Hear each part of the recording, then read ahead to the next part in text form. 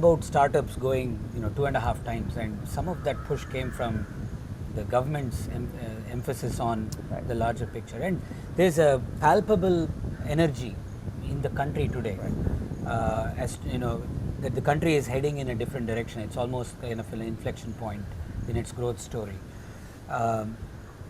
IIT Madras has been a key element of that whole growth for the last 60 years. What do you see? Let's talk a little bit about the India that is being reimagined, and followed by what IITM's reimagined role could be. See, startups are very important, and that's why the government, right from the PM, have realized it, because they not only represent at the very basic level new wealth generation, new employment, and new creation of national capacity, but actually they are the vehicle through which we go back to reconnect with our confident past, in some sense. Okay, and but it's not an easy path to hew out, because you can create the startup, and that's the first step. There's no point talking about all the challenges ahead of startups before even creating them. If you don't have startups, you don't have any challenges. Okay? So as last count, since the government officially had a very proactive startup policy, I just saw in the media there are almost 20,000 startups in the country. Okay? But obviously, you dig around, you're going to find that that these startups have many challenges. That in India, the startup ecosystem is not a going concern in some sense. Yes, everywhere in the world, a lot of startups fail, but in India, probably it's not that easy for a startup to succeed. There are many other gaps in capacity, in the ecosystem, and so on. So again, it's, I think, the role of the IITs in particular to see those early and start fixing them, so that the rest of the country and the rest of the ecosystem can benefit from that. Okay. So we at IIT are now very focused on not just creating new startups, but actually watching very carefully how they are developing, what is coming in their way, where are the gaps in capacity, and alumni play a very important role in this. What kind of mentoring do they need? How do they get it? How do you make sure you get the right kind of mentoring? How do startups? The Gopalakrishnan Deshpande Center is actually primarily, it's a pre-startup sort of a facility, capacity building, where you say, okay, how do you get people who are thinking of a startup based on some idea that they have? How do they actually assess what will work and what won't work in the market? So, how do they go about this? So, I think we are looking at those kinds of things, not just counting startups. Okay, but I think it's very important for the country to count startups, because we don't have, just like somebody told us, telling us very long ago, when somebody said, oh, we must do research, but we must do very good research. First start doing your research, then you worry about how good it is, right? So I think it's very important to get the startups going and get their feet wet and, start getting into the trenches. Then simultaneously, don't assume that everything is hunky-dory after that, but start fixing all these things.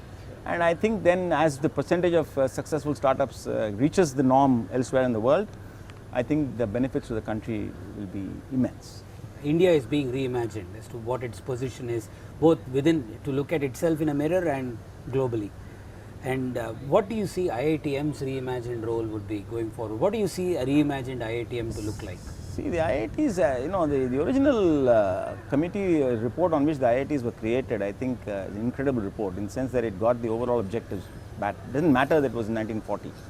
It just said that you have to be at this middle center of whatever is important that has to be done in India, right? Which means this reimagining, whatever you call it, rediscovery of reconnecting with our confidence, taking our future into our hands, making sure we get to the point where we want to be. We want to be in a straight away. We want to be in a point where we're leading a sustainable, going into the future in a sustainable fashion.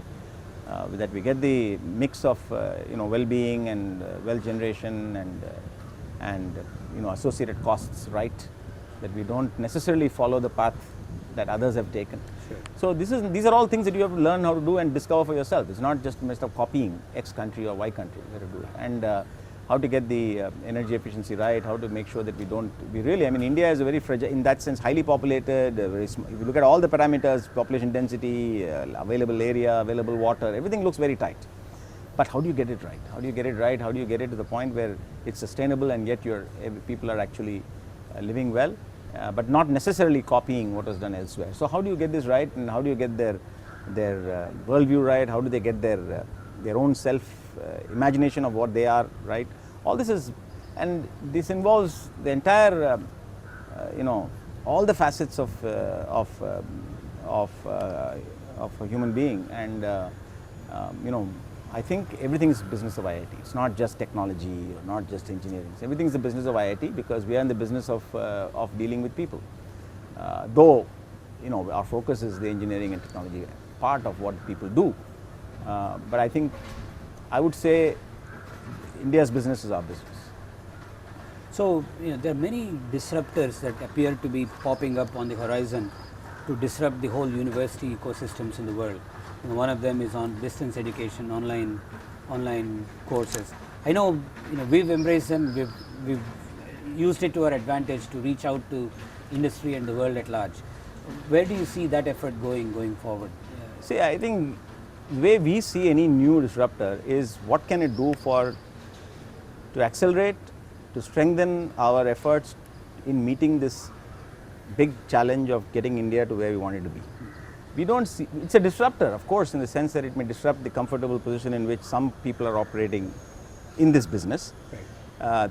They may be at that point thinking they're in the business of India's business, but you know, suddenly the things have changed and they have to.